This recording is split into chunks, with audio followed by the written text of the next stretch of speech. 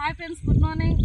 Janakipuram village కాడికి రావడం జరిగింది. మన లీడర్స్ నసే సార్, పద్మ మేడం మన వెస్టేజ్ ప్రొడక్ట్స్ వాడిరు. వాళ్ళ మాటల్లో మనం రిజల్ట్ తెలుసుకుందాము. సార్ చెప్పండి, ఏమేమి వాడితే ఏంటి? Good morning madam. మేము ఫస్ట్ దుక్కి దున్నేటప్పుడు ఆక్వేజల్ వాడినాం. 5 ఎకరాలకు ఆక్వేజల్ వాడినా. ఇప్పుడు గ్రాన్యువల్స్ చేసిన నా చేను ఇప్పటి వరకు అయితే ముడత పురుగు అనేది లేదు. ఈ లెవెల్ ఉంది.